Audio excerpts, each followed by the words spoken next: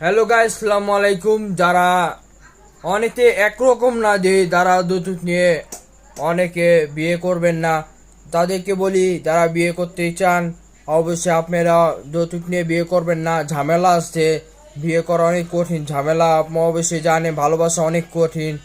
আপনারা বাবা মার সাথে সম্মান করো, একদিন বাবা মার সাথে মূল্যতা কী জিনিস, বাবা মার সম্মানটা, ভালো মেয়ে ভালো ছেলে এরকম পাওয়া সুযোগ পাওয়া যায়।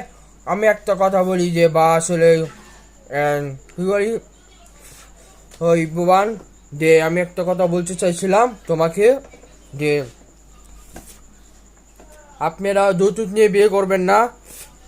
যে যৌতুক নিয়ে অনেক হারাম, এগুলো হালাল। যে যৌতুক নিয়ে অনেকে জানে যে লোভী জিনিস মানুষ হিসেবে করা যা, অনেকে ভালো মন্দ নিয়ে লোকে মানে ভালো দিকে নিবে বিয়ে করে। বড় লোকে আর মধ্যবিত্ত অনেকে জানে যে ভালো একরকম না, ভালো আছে মন্দ খারাপও আছে। আপনি অবশ্যই জানেন, আপনি ভালো মতন খুঁজে নিতে পারেন, অবশ্যই ভালো মতন নিতে পারেন, ভালোবাসে নিয়ে নিন।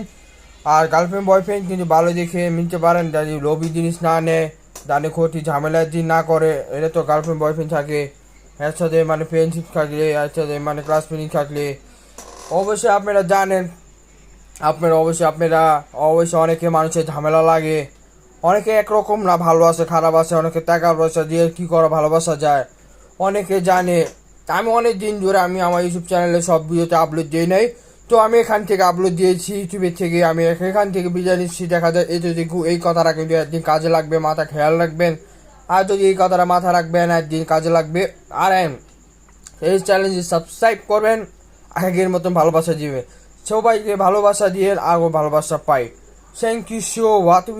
আরেকটা কথা, থ্যাংক ইউ সো মাচ সবাইকে জানাই বুবান মাই সাবস্ক্রাইব ডাইভ, please my help me. Okay, by.